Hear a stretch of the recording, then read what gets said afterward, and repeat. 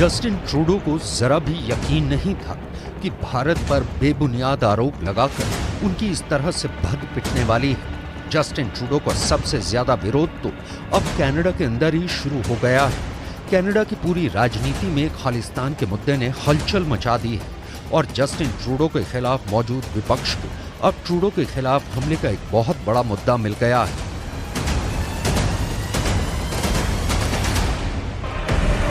Canada की ये राजनीति अब बहुत ही ज्यादा दिलचस्प हो चुकी है, जिसमें जस्टिन ट्रूडो न सिर्फ फंस चुके हैं बल्कि उनकी कुर्सी भी खतरे में नजर आने लगी है। क्या है जस्टिन ट्रूडो की वो सबसे बड़ी गलती जिसने उनको मुश्किल में फंसा दिया है, और क्यों मोदी सरकार से पंगा लेकर उन्होंने कनाडा की राजनीति में अपनी हार पर साइन कर दिए हैं, ये सब हम आपको बताने वाले हैं।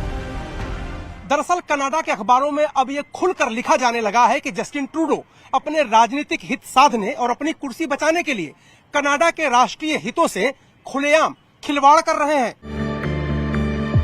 कनाडा की ही एक न्यूज वेबसाइट है जिसका नाम है नेशनल पोस्ट। इस अखबार में एक न्यूज आर्टिकल में टेरी गैल्विन ने लिखा है, जो कनाडा के 10 से ज्यादा अखबारों में संपादकीय लेख लिखते हैं। टेरी गैल्विन पत्रकारिता से जुड़े 11 पुरस्कारों से सम्मानित हैं और उन्होंने द नेशनल पोस्ट अखबार में अपने लेख की हेडलाइंस लिखी हैं। इसका हिंदी में मतलब है, ट्रूडो ने साजिश के जो आरोप लगाए हैं उससे कनाडा भारत के रिश्तों में अपूरणीय क्षति हो सकती है।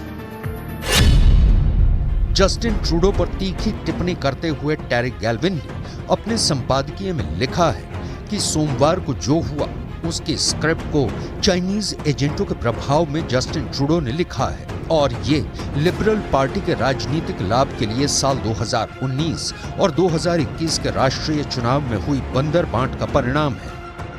कनाडा के पत्रकार का इशारा सीधे सीधे जस्टिन ट्रूडो की राजनीतिक चालाकियों की तरफ था। आखिर जस्टिन ट्रूडो की चालाकियां क्या हैं और जस्टिन ट्रूडो की मजबूरियां क्या हैं, ये सब हम आपको बताएंगे, लेकिन पहले हम आपको कनाडा के इस अखबार की एक और तीखी टिप्पणी से अवगत कराते हैं। टेरी गैल्विन को लगता है कि जस्टिन ट्रूडो चाइनीज एजेंट के प्रभाव में है। टेरी गैल्विन ने लिखा है कि सोमवार को जस्टिन ट्रूडो ने जो किया उसके बाद लिबरल सरकार यानी ट्रूडो की सरकार ने चीन के खिलाफ तैयार की गई हिंद प्रशांत की रणनीति के उद्देश्य को ध्वस्त कर दिया है। यानी G20 में भारत ने अमेरिका, ऑस्ट्रेलिया, जापान के साथ मिलकर चीन पर दबाव बनाने की जो रणनीति बनाई थी उसमें पलीता लगाने का काम जस्टिन ट्रूडो कर रहे हैं, क्योंकि वो भारत को लेकर दुनिया में बेबुनियाद प्रचार कर रहे हैं और चीन के खिलाफ एकजुट देशों के बीच मतभेद पैदा करना चाहते हैं। जैसा कि कनाडा सरकार की तरफ से ये कहा गया है कि बाइडेन और सुनक को भी इन आरोपों के बारे में बताया गया है। आखिर ये सब करने के पीछे जस्टिन ट्रूडो की मजबूरी क्या है? दरअसल कनाडा की संसद में कुल 348 सीटें हैं। सरकार बनाने के लिए कुल 175 सीटें चाहिए, लेकिन कनाडा में जस्टिन ट्रूडो की लिबरल पार्टी के पास सिर्फ 160 सीटें हैं, कंजर्वेटिव पार्टी के पास 119 सीटें हैं और जगमीत सिंह की पार्टी न्यू डेमोक्रेटिक के पास 25 सीटें हैं। यानी ट्रूडो के पास बहुमत से 15 सीटें कम हैं और वो एक अल्पमत की सरकार चला रहे हैं। दरअसल जगमीत सिंह की पार्टी न्यू डेमोक्रेटिक के समर्थन से ही ट्रूडो की सरकार चल रही है। ऐसे में जस्टिन ट्रूडो खालिस्तानियों की कठपुतली बन चुके हैं और खालिस्तानी समर्थक जगमीत सिंह इस वक्त जस्टिन ट्रूडो को जो डिक्टेशन दे रहे हैं ट्रूडो वही बोल रहे हैं, या फिर ये समझ लीजिए कि ट्रूडो ने सोमवार को जो कुछ भी बोला है उसकी स्क्रिप्ट खालिस्तानियों ने ही लिखी है। यहाँ आपको ये बता देना जरूरी है कि कनाडा में कुल 2.1% सिख समुदाय के लोग रहते हैं, यानी इनकी आबादी लगभग 8 लाख है। इनमें से ज्यादातर सिख खालिस्तान की मुखालफत करते हैं, खालिस्तान का समर्थन करने वालों से दो हाथ करते हैं। लेकिन जगमीत सिंह जैसे कुछ खालिस्तानी भी हैं जो वोटों का ध्रुवीकरण करने के लिए और अपने राजनीतिक हित साधने के लिए खालिस्तान का मुद्दा उठाते रहते हैं। और इसलिए अब जस्टिन ट्रूडो की कनाडा के अखबारों में खुलकर आलोचना हो रही है। यहाँ एक और बात भी अहम है। जस्टिन ट्रूडो की लिबरल पार्टी को 160 सीटें और 32.62% वोट मिले थे, जबकि कंजर्वेटिव पार्टी को 119 सीटें और 33.74% वोट मिले थे, यानी पॉपुलर वोट कंजर्वेटिव पार्टी को ही ज्यादा मिले हैं। कनाडा की न्यूज वेबसाइट नेशनल पोस्ट में ही टेरी गैल्विन लिखते हैं कि लिबरल पार्टी उन खालिस्तानियों के साथ मेल मिलाप कर रही है जो सालों से अपने कैनेडियाई सुरक्षित आश्रय स्थल से भारत में हिंसा भड़का रहे थे। 18 जून को ब्रिटिश कोलंबिया के सरे में हुई हरदीप सिंह निज्जर की हत्या गैंग वॉर शैली में हुई हत्या है। ये जो भी कर रहे हैं उसका भारत के सिखों से कोई लेना देना है ही नहीं। दरअसल कनाडा की सरकार खालिस्तानी तत्वों के सामने झुकी हुई नजर आ रही है।